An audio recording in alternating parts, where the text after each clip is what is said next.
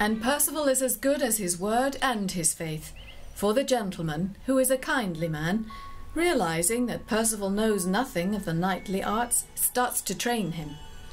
Perceval watches closely as his host demonstrates how to mount, to unfurl the pennon, and hold lance and shield at just the right angle while controlling his horse. So skillful is the gentleman's maneuver that Perceval is inspired and cannot wait to do the same. Perceval makes his circuit and rides back to his teacher with his lance raised just as he had seen him do. Have I done well, sir?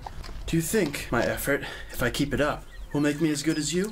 My eyes have never seen anything I desired so much. My friend, if your heart is set on it, you'll get the knowledge.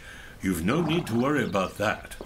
He speaks true, for after Perceval completes the maneuver 3 more times, he looks as if he has practiced since boyhood.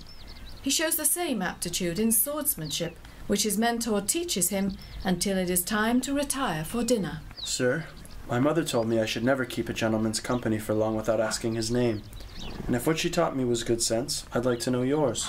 My name is Gornament of Gohort, and I entreat you, dear lad, to stay with me for a month, or even a year if you'd like, so that I can show you all the skills in knightly arts. Thank you, Sir Gornament, but I must depart in the morning, for I left my mother nearly dying of grief, and I need to return to her. In the morning, Sir Gornament brings a gift of shirt and breeches made of fine linen, hose dyed with Brazil wood, and a tunic of indigo silk. My friend, if you take my advice, you'll wear these clothes you see here. Good, sir. Aren't the clothes my mother made for me better than these? When I brought you here, you assured me you'd do everything I told you to. And so I will. I'll never let you down in anything. There are some other things I want you to remember. Should it happen that you have to fight some knight and get the better of him, always grant him mercy and do not kill him instead.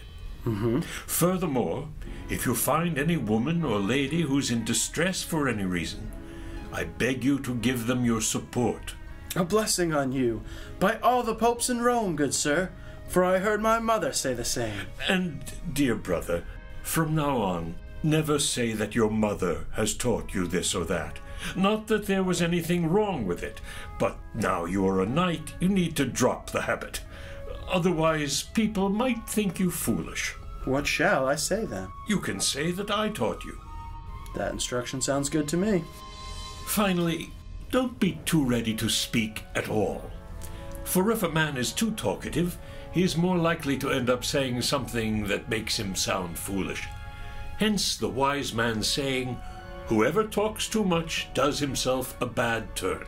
Therefore, dear friend, I warn you against speaking too freely or asking too many questions. Perceval nods his head again and presses his lips together. Advice is a two-edged sword. Sometimes it can be helpful, other times we get on better when we ignore it. So our hero takes his leave of Gornament and rides on again, journeying through places known and unknown, across the ancient contours of the land, cobbled as they still are with castles and ringed hill forts, wrapped in a blue river's arms or guarded by the grey depths of a moat. And as we tour this kingdom with him, past its rounded, mist-green hills and through the dense, dark, leaf-mulched woods, we come closer to its magic heart and closer to that same place in ourselves. But the fortress Perceval comes upon next is surrounded by nothing but wasteland. He knocks at the gate and asks for lodging that night. He is allowed entrance, but as he is led up through the streets, he sees they are in ruins, while all the people look thin and unwell. Perceval is taken to a great hall, where he is greeted by a most beautiful maiden. Her hair is pure gold, her brow white as if carved from ivory. Her wide-set eyes sparkle like gems, and the blush in her cheeks is lovelier than heraldic red on silver.